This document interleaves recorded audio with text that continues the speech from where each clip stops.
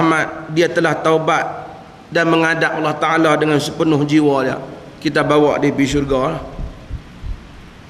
Malaikat azab kata dia tak buat amal apa pun lagi, baru nak pergi. Tak boleh dah. Lalu Tuhan hantar mai malaikat dalam bentuk anak Adam. Tuhan hantar dia, fa'atahum malakun fi surati adami. Datangnya malaikat dalam bentuk Adami, anak Adam. Tuan-tuan, malaikat ni boleh menyerupai anak Adam, boleh menyerupai insan. Pada zaman Nabi, dia datang, dia kerap menyerupai seorang lelaki sahabat Nabi yang segak, yang kacak, bernama Dihyah ibnu Khalifah Al-Kalbi. Malaikat datang banyak menyerupai wajahnya kerana handsome Dihyah ni. Kadang-kadang dia datang dan menyerupai, dan malaikat boleh menyerupai. Malaikat pun datang menyerupai insan. Lalu malaikat azab, satu ni malak, dan malaikat azab dan malaikat rahmat ni pun kata tak apa, hang putuskan dia belah syurga ke neraka. Hadis ni menunjukkan bahawasanya manusia lebih daripada malaikat. Sebab malaikat hak berbalah pun serah kepada malaikat hak nak selesai pun dia menyerupai manusia. Menunjukkan lebihnya kedudukan manusia dibandingkan dengan malaikat.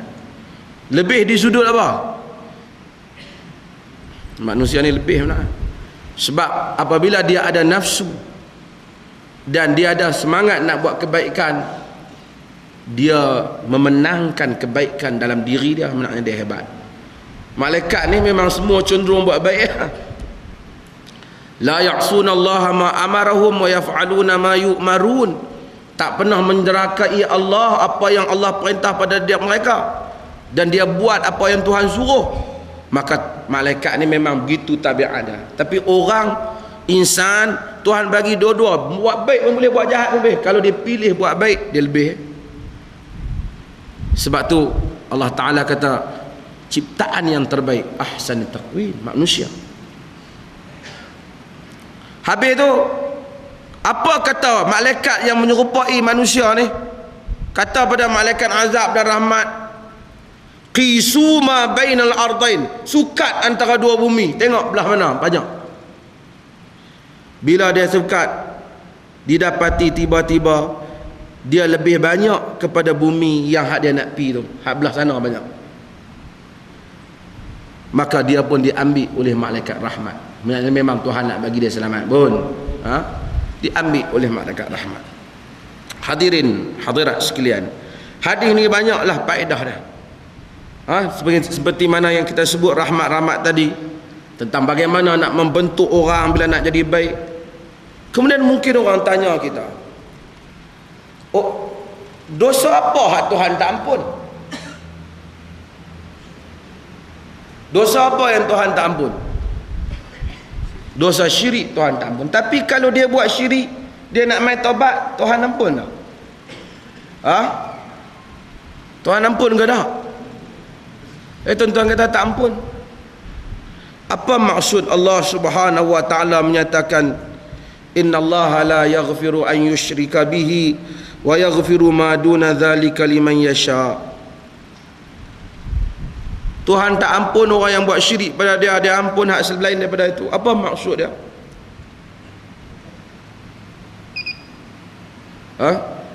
Azan dulu, kita jawab apa maksud dia.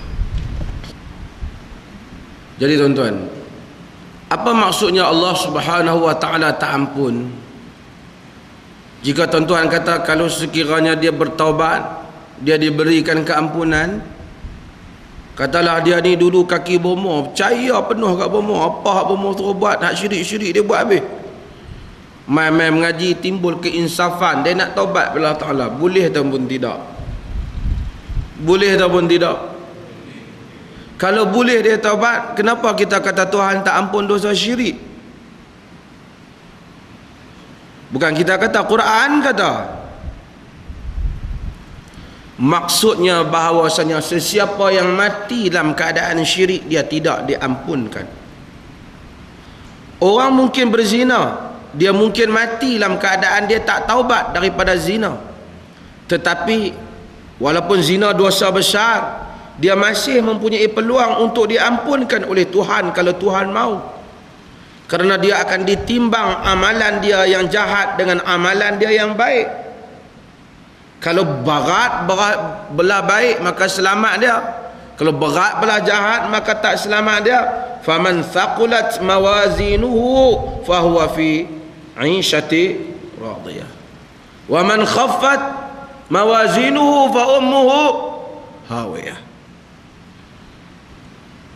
Siapa yang berat timbangan dia, maka dia akan ada dalam keadaan kehidupan yang teradai, yang senang. Siapa yang ringan amal baik dia, maka baliklah tempat dia kepada neraka hawiyah.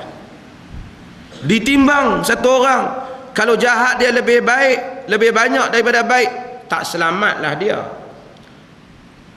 Kalau baik dia lebih banyak daripada jahat dia, selamatlah dia.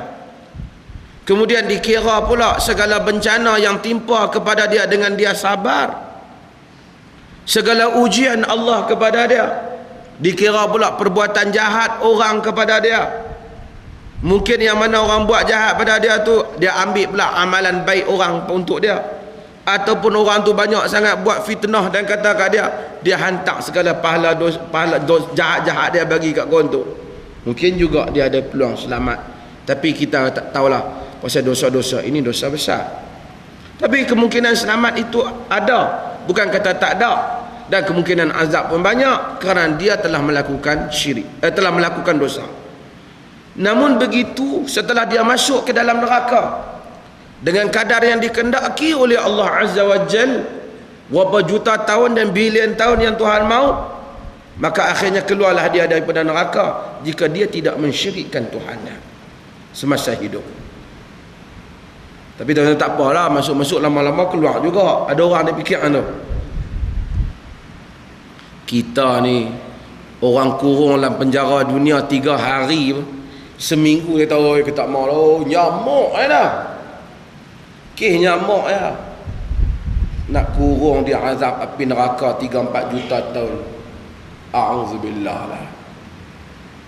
Satu hari di dunia di akhirat sama panjang dengan 1000 tahun di dunia ini. A'udzubillah lah kita. Minta Tuhan selamatlah kita. Doa banyak-banyak. Kalau Tuhan tak bagi apa hak kita doa dalam hidup ni, tak bagi apa ke satu. Kalau lah kata Tuhan bagi, tak bagi apa, dia bagi satu hak kita doa selamat di akhirat kelak, cukup banyak dah lah. Habis lah. Hak semua hajat-hajat kita ni barangkali nak pakai lagi 10 tahun, lagi 20 tahun, lagi 25 tahun, 30. Tapi akhirat tidak ada penghujungnya. Kalau selamat di sana, tak ada lah ada benda yang lebih besar dalam pengharapan kita daripada itu.